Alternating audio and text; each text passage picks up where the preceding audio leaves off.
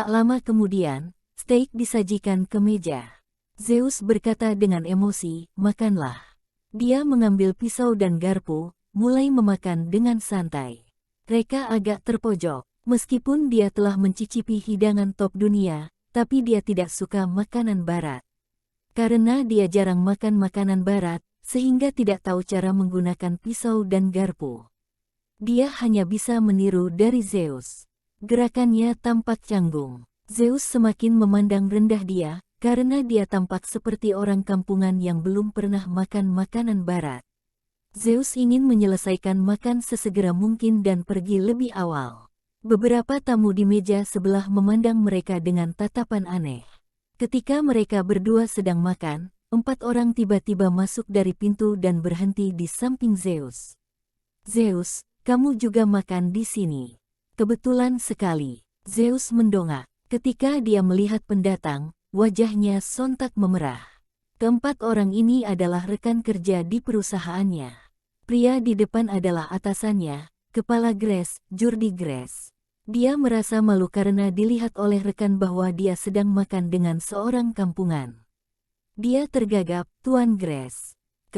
Kebetulan sekali." Jordi mengangguk dan menatap Zeus dengan mesum, "Ya, kebetulan sekali. Ngomong-ngomong, hari ini aku mentraktir staf untuk makan. Bagaimana kalau kalian bergabung dengan kami?" Zeus memandang Reka dengan ekspresi canggung. Jika dia meninggalkan Reka dan bergabung dengan Jordi, tampaknya itu terlalu tidak beretika. Akhirnya dia menggelengkan kepala, "Maaf Tuan Grace, aku sedang bersama temanku." Jejak ketidaksenangan melintas di mata Jordi. Beraninya gadis ini menolak dirinya di depan bawahan. Ini membuatnya sangat malu. Dia melirik Reka dengan jijik, tidak sangka Zeus punya teman dari pekerja migran. "Zeus, perusahaan kita akan direnovasi. Apakah temanmu yang merupakan pekerja migran ini berniat untuk bekerja di perusahaan kita?" PUFT. 3 rekan wanita tidak bisa menahan tawa.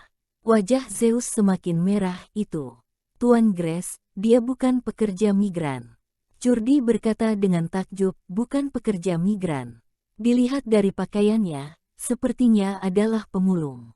Kenapa restoran ini membiarkan pemulung masuk, serta membiarkan kita makan bersamanya?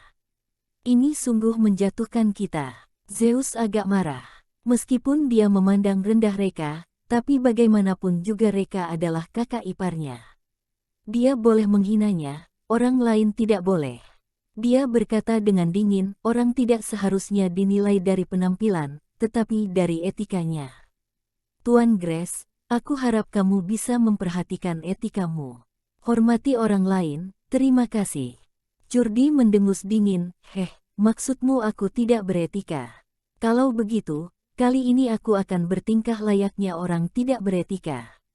Aku kasih tahu kamu telah dipecat oleh perusahaan.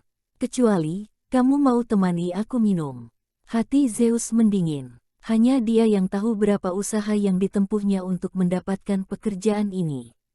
Sekarang dia malah langsung dipecat begitu saja. Tidak mungkin dia tidak sakit hati. Tapi setelah melihat Reka, tatapannya kembali tegas, "Pecat ya pecat." Hal ini amat mengejutkan Reka. Tak disangka, adik ipar ini ternyata cukup berprinsip. Harus diakui bahwa gadis ini telah membuat keputusan yang benar. Reka memutuskan untuk mengambil tindakan. Jordi mengertakkan gigi dan berkata, "Oke, bagus sekali kamu, Zeus. Lanjut makan steak sampah seharga Rp120.000 dengan pemulung ini. Ayo kita makan steak mahal." "Berhenti." Reka tiba-tiba berseru. "Kenapa, kamu tidak senang?" Jordi berkata dengan acuh tak acuh. Reka meletakkan pisau dan garpu, mengambil serbet dan menyekat telapak tangan, lalu mengenakan sarung tangan putihnya dengan santai. Mengenakan sarung tangan putih adalah kebiasaannya sebelum beraksi. "Dia adalah adik iparku. Hanya aku yang boleh menggertaknya, orang lain tidak boleh. Benny tahu bos kalian untuk datang dalam 10 menit, lalu berlutut dan minta maaf kepada Zeus. Jika tidak, kalian hanya bisa tunggu hari kematian seluruh keluarga kalian." "Haha." Curdi dan yang lainnya tertawa terbahak-bahak. Haha, sepertinya orang ini adalah idiot. Hari kematian seluruh keluarga kita. Siapa yang memberinya keberanian untuk mengatakan itu? Apakah pemulung zaman sekarang memang sesombong ini? Salut. Curdi mencibir dan berkata, ayo kita makan dulu. Aku bilang sekali lagi, dalam 10 menit, datang dan temani aku minum. Kalau tidak, aku akan membiarkan kalian berdua tidak bisa hidup di kota Geffen. Curdi memimpin yang lainnya untuk pergi.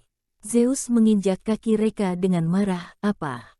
Apa yang kamu lakukan? Kamu mempermalukan dirimu sendiri saja. Apakah tempat ini adalah tempat yang cocok bagimu untuk membual? Sungguh memalukan. Reka tersenyum ringan, karena kamu baru saja melindungiku, aku memilih untuk memaafkanmu atas injakan ini. Zeus, hehe, apa yang bisa kamu lakukan jika kamu tidak memaafkanku? Ayo pulang. Sungguh memalukan. Reka melihat jam tangan dan menggelengkan kepala, beni aku 10 menit. Mereka akan berlutut dan meminta maaf. Zeus merasa sakit kepala, aku benar-benar heran kenapa kakakku bisa menyukaimu.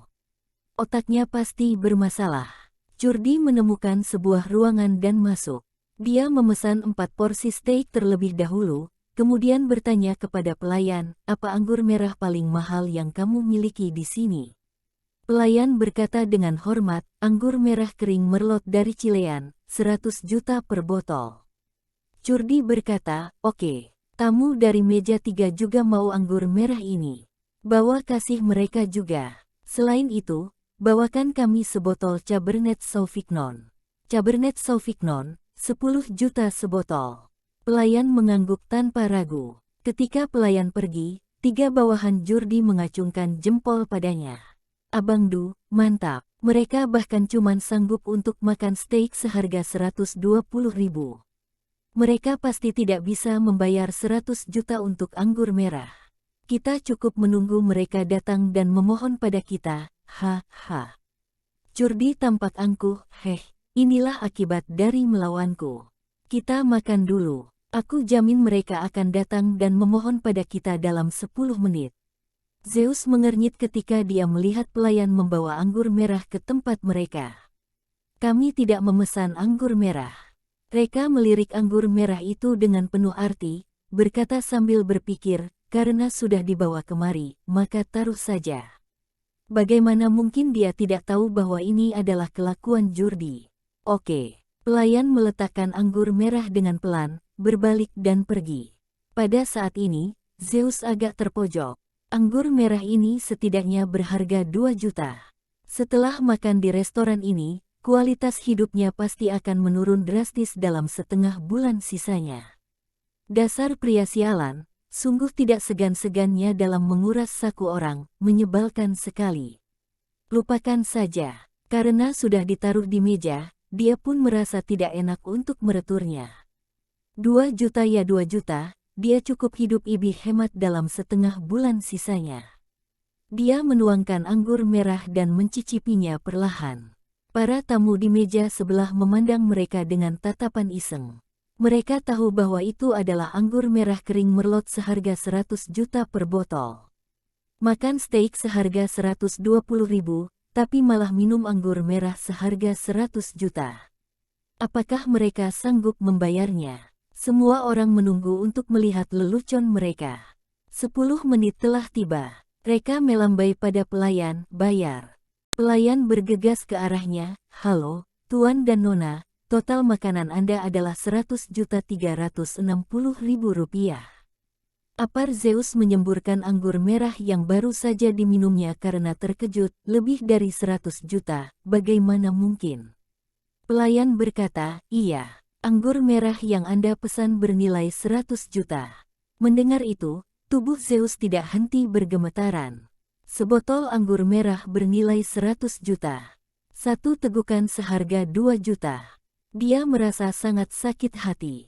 100 juta. Bahkan total uang yang dimilikinya pun tidak mencapai 100 juta.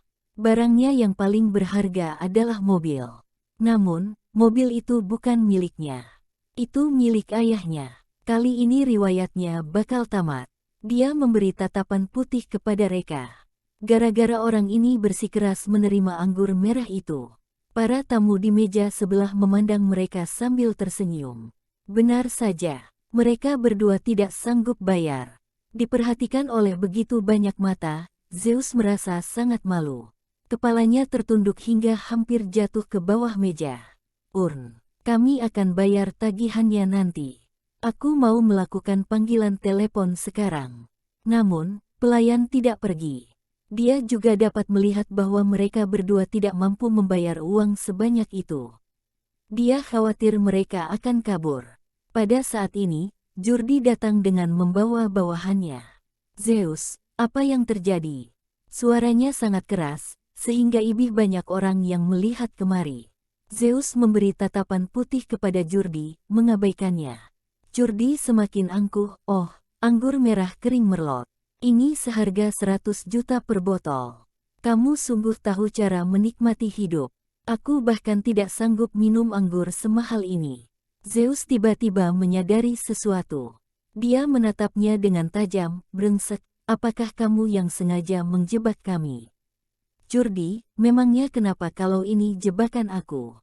Memangnya kenapa kalau bukan? Bagaimanapun, kalian yang minum anggur itu. Jadi, kalian yang harus bayar. Zeus sangat marah, tapi tak berdaya. Pada akhirnya, dia mengertakkan gigi dan berkata kepada pelayan, aku akan menggadaikan mobil kepada kalian terlebih dahulu, kemudian aku akan pulang dan mencari cara untuk mengumpulkan uang, boleh? Pelayan menggelengkan kepada, maaf, kami tidak memiliki aturan seperti itu. Jordi tersenyum lebih liar, ini adalah restoran kelas atas. Bisa-bisanya kamu mau menggadaikan mobilmu untuk membayar tagihan. Hebat juga kamu. Bagaimana kalau kamu temani aku minum saja, Zeus? Aku akan membayar makananmu, oke? Zeus mengertakkan gigi, jangan harap. Jordi, haha, kamu benar-benar keras kepala. Jangan berpikir untuk kabur. Tunggu untuk dipenjara saja kamu. Reka, yang dari tadi tidak berbicara, tiba-tiba berkata, Zeus, berikan aku kunci mobilmu. Zeus menatapnya dengan marah. Dia mengira Reka akan menggunakan mobilnya untuk membayar tagihan. Apakah kamu tidak dengar? Mereka tidak mau terima mobil. Reka, berikan saja padaku. Ini ambit. Zeus sangat kesal sehingga dia langsung melemparkan kunci mobil kepadanya. Reka melemparkan kunci mobil ke pelayan, bawa karung di mobil ke sini. Karung. Semua orang tampak bingung. Untuk apa dia menyuruh pelayan membawa karung ke sini? Apakah dia mau membungkus sisa makanan? Itu pun tidak harus menggunakan karung. Zeus langsung mendongak, tatapan membara. Sebelumnya, Reka mengatakan bahwa karung itu berisi uang jangan-jangan. Ahem, bagaimana mungkin? Dia belum pernah melihat orang menggunakan karung untuk menyimpan uang. Lagi pula, bagaimana mungkin Reka memiliki begitu banyak uang? Juga, jika karung itu benar-benar dipenuhi uang, beratnya setidaknya ada ratusan kilo. Tapi tadi dia melihat Reka mengangkat karung itu hanya dengan satu tangan. Bagaimana mungkin dia begitu kuat? Tak lama kemudian, pelayan memanggil dua penjaga keamanan. Mereka bertiga bersama-sama mengangkat karung itu. Zeus mengernyit. Apakah karung itu benar-benar begitu berat?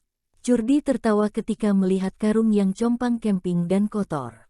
Tak perlu ditebak, karung itu pasti digunakan untuk mengumpulkan sampah.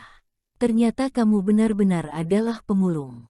Kenapa? Apakah kamu mau bayar dengan hasil pungutanmu? Semua orang tertawa terbahak-bahak. Reka melirik pelayan, buka karungnya. Pelayan itu tampak terpojok. Jika ini benar-benar karung sampah dan dibuang berantakan di restoran, nantinya restoran pasti harus ditutup. Bau sampah akan membuat semua tamu pergi dari restoran. Melihat pelayan itu tidak melakukan apa-apa, Reka tidak punya pilihan selain mengambil pisau dan membuka karungnya dengan tangan sendiri. Wow, setumpuk uang berjatuhan dari karung, uang menutupi 5 hingga 6 meter lantai. Wow.